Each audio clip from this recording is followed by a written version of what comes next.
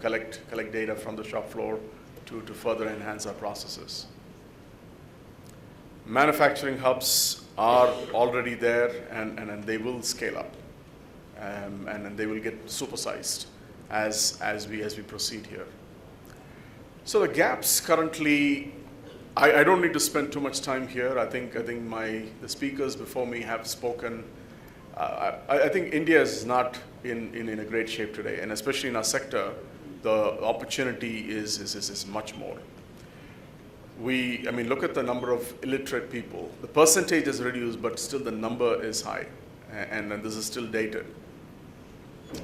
I think, and again, I don't want to spend too much time here, but I'll say that when I think Pankaj prepared this slide, and I said that, well, I'm going to do something about it. And so clearly we know there is a gap, and this industry is going to just explode. If we go and create a 1 trillion industry here, we have to fix it. So I broke this down into three types of skills: engineering, staff, my favorite people, the diplomas, the people who have these vocational skills, and the associates. And I think I don't want to, there is a massive need in the engineering space. There already is, and there will be. Diploma is another huge potential area which we need to focus on.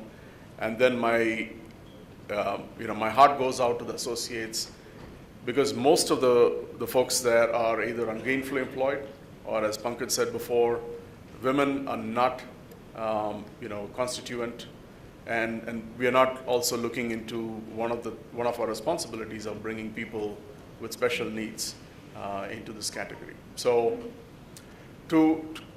I think if I were to say the Vision 2025, I think there are many versions of this. But I think from a Skill India mission standpoint, I think I want to put our efforts behind TSSE, but not again relying on only them. I think skilling is my responsibility. I'm responsible for my operation, my company, and so I'm responsible for skilling my employees. And so here's how I see it. I think engineering, what we are going to do is we're going to benchmark the Indian IT industry, who's really set up a fantastic benchmark of training engineers over the last 20 years. I think they've been doing a good job. I think we need to have strong corporate programs. I'm going to step up this. Diploma, we have to get training from China. China has created this phenomenal industry. I cannot even say, it's not just electronic skills, it's also mechanical skills. It's just an incredible thing. So we will rely a lot on training from China. We need to strengthen our in-house training. And of course, the folks who do the diploma are also very motivated. So we will have to support them in furthering their education level. So we're going to invest in engineering degree programs which are in-house. In terms of associates, I think I wanted to spend a little bit. What we have started doing is we are starting with the basics. We are saying that I don't want to bus somebody 2.5 hours to come to work. We're going to provide them accommodation. We're going to provide them a safe accommodation which is hygienic, and I'm also going to use that as an opportunity to train them on soft skills. Soft skills, I mean, I call our associates time travelers. They wake up sometimes in the morning in a house which is maybe with no running water. It's about, let's say, something which you will see in the developed world 200 years ago, right? They get on a bus, and we provide good buses, but I think the buses compared to Western standards are about 50 years old technology. And then they come to a factory which I think is world class. So every day, our associates do time travel. And so we have to address soft skills and the technical skills, and we have to help them. So I I think it is my responsibility. I think it's as a professional, and we are continuing to do that, and we have to do the same thing with other institutions as well. So with that, I think this dream of this 1 trillion electronics industry, hopefully by 2025, is a possibility. Thank you for this opportunity. Have a good day.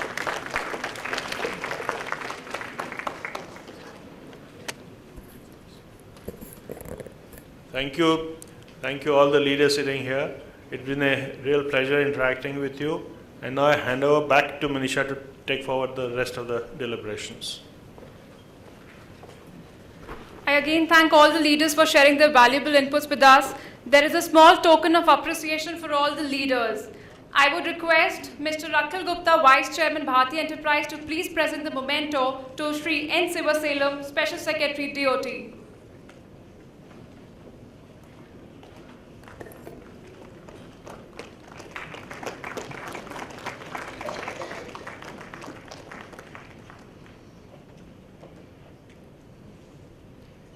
I would now request Mr. Pradeep Gupta to present the memento to Mr. Akhil Gupta, Vice Chairman, Bharti Enterprise.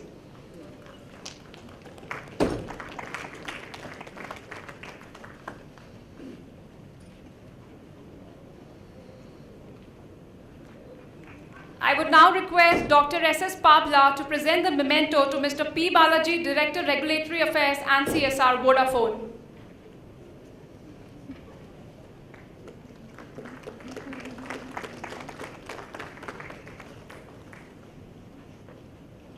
I would now again request Mr. Pradeep Gupta to present the memento to Mr. Pankaj Mahindru, National President, ICA.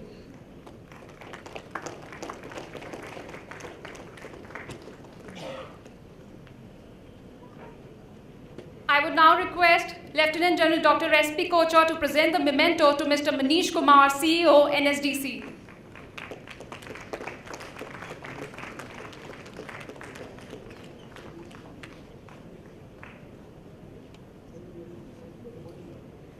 I would now request Mr. Pradeep Gupta to please present the memento to Mr. Arvind Bali, CEO and Director of Videocon.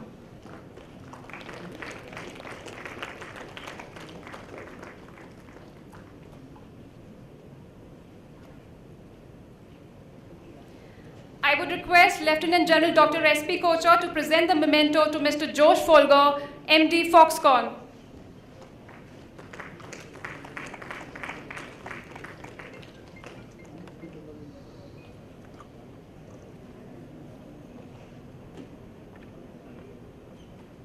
I thank all the leaders for giving us their valuable time. Thank you so much. May I now request all present to now join for a cup of tea and coffee. We have 2 short sessions after this high tea, and we'll be followed by the lunch. Thank you so much. I welcome back to all the esteemed guests. Now I would request Mr. Tilak Rajdua, Director General Taipa, to please come over the stage and share valuable keynote sessions. Mr. Tilak Rajdua, Director General Taipa, Chairman ITU-APT, he has total 35 years of experience in telecom sector. His experience includes all facets of telecom, be it product development, telecom licensing, and regulatory issues. Over to you, sir.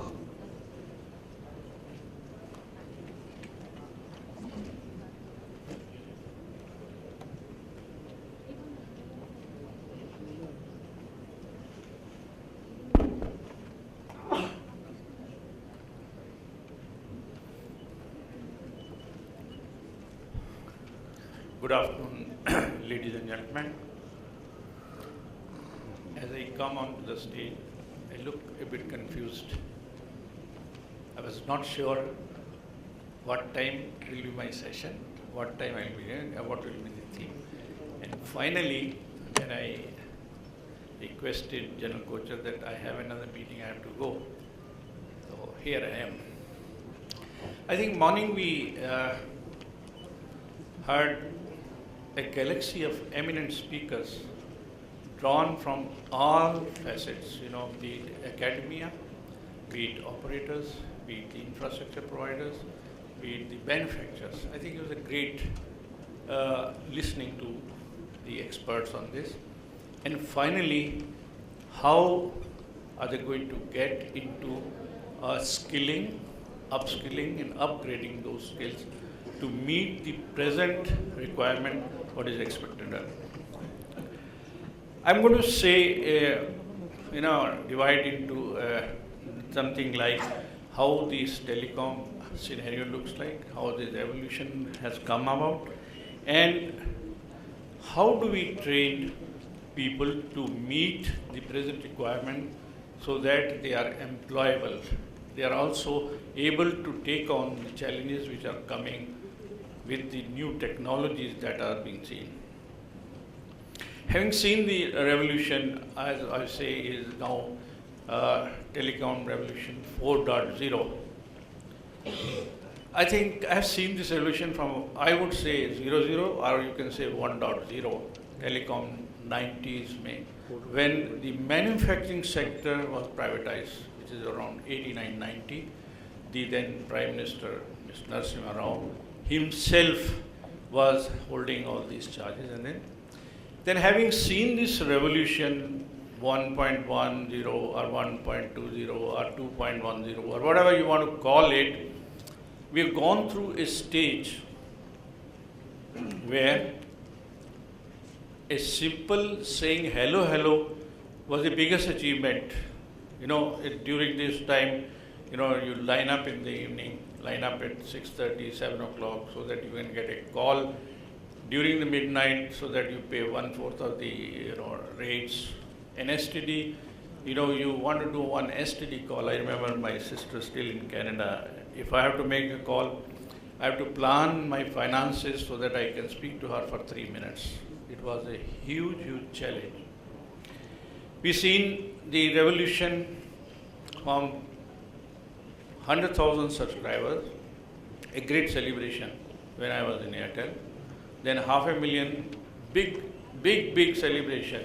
And then continuing from that part onward, today we have seen around almost 1.2 billion subscribers, including 400 plus the internet subscribers. I think it's a great revolution which has come. Now,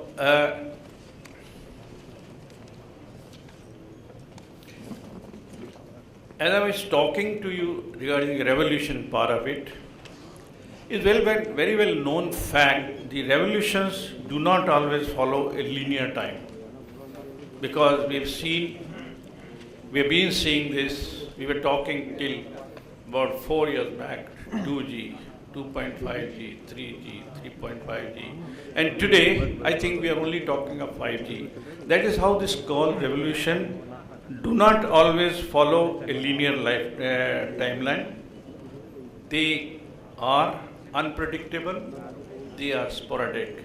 So therefore it is a challenge to keep up those revolutions which keep coming to us and also be with the stream when we want to really adopt those. We have witnessed the new telecom revolution. Now I'm talking of revolution with the emergence of technologies like M2M, IoT, virtual reality, augmented reality, 5G, blockchain, cloud computing. I think you can name, and many, at least I may not be aware of full of all of them, but today I think our demographic dividend is such they're going to adopt it faster than what we have done. And these technologies are disrupting the way the business is done in India, and the country is presently uniquely positioned, poised in utilizing this technological innovation. Now we are embracing new technologies to augment. Why we are doing it? We are also upgrading, we are also upskilling. Besides that, increasing the capacities, augmenting the capacities so that you could meet those challenges. People who join 2G, people who join 5G, they need to be upskilled, they need to upgrade it so that they can also take on the challenge of the 5G as well. With the objective of advancing India to $1 trillion, you see the new telecom policy, it only talks of the new $1 trillion economy. We are in an advantageous position for quicker adoption, and we should be, since we've been late in many times, adoption of 2G, 3G, 4G. I think we are really in time to adopt 5G. The present scenario as of now is the second largest telecom market. The services that we operate are available to 1.19 billion subscribers. Therefore, where do we come from as an infrastructure provider? There is a need to create a robust telecom infrastructure which definitely would work as a catalyst for the growth of the mobile services. Give you an example, there are today almost 4,70,000 towers with almost 18 lakhs, 1.8 million BTS sitting over it. And the way I think the infrastructure providers have gone about is, I think is a model which is called the sharing model, and it has been globally adopted and is now in Harvard School study. Some places we keep on talking, China and talking. In this case, I think we've overtaken China. They are around 1.9 million towers today, and almost around 600 towers which are being shared. Whereas it is the reverse in case of India. We have almost 500,000 towers, but the sharing provides them also 1.9 billion BTS sitting on. I think it's the reverse that is happening. The internet economy, which is expected to touch around 10 billion, again, how have we reached all this? 1.2 billion sharing towers, availability of the robust telecom infrastructure. I think it's happened because of the some of the favorable, I'm not saying totally favorable regulatory policies, and not totally certain policies. So therefore, it has helped to achieve this kind of what we have today. Now coming back to meet this challenge of now, how do we relate this to the skilling? Today, as I told you, the emerging technologies, again repeating, is the artificial intelligence, Internet of Things, M2M, augmented reality, virtual reality. Some of the names I think they may not even real with many of us, have not really, at least to me. Blockchain, cloud computing, all this, what you need is upskilling of the people that we have today. Some of the initiatives which have been taken, let's say in case of the artificial intelligence, which are some of the latest development. Niti Aayog recently partnered with Google. IT Ministry formed 4 artificial intelligence committees like citizen-centric services, data platforms, skilling, reskilling, and R&D. These committees would be headed by the IT director. Now, coming back to IoT in India, there is another draft policy which has been given by the MIT, which is under release and also being implemented. Then further, there is M2M. Now, coming back to the present policy, which has been recently draft policy, which has been released by the Government of India, I think it has really exciting time. It has 3 verticals: Propel India, Secure India, and Connect India. When you say Propel India means how do you get the investment? Secure India, how do you securitize your both the assets as well as both the physical assets, the other assets? And the Connect India, how are you going to connect those in terms of a mobile and also the robust telecom infrastructure? This policy, to give you some of the highlights, is it will enable next generation technology and services through investments. Noting one is the innovations and IPR generation. It will help expand IoT ecosystem to 5 billion connected devices. Transition to industry telecom regulation to 4.0. Besides that, harness the power of emerging digital technology, including 5G, artificial intelligence, etc. Then creating a roadmap for emerging technologies, simplifying licensing and the regulatory framework, enabling high-speed network, Internet of Things, encouraging licensed service providers to utilize the next generation access technology, recognizing mid-band spectrum, particularly the 3G to 24G. Now, all this, when I say creating an aura of technologies, implementing those technologies, what is the role at the back end the infrastructure provider have to play?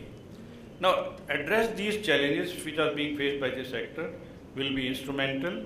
IP1 would continue to play a very, very important role in establishing the robust telecom infrastructure. Telecom and telecom infrastructure has been in the forefront of various government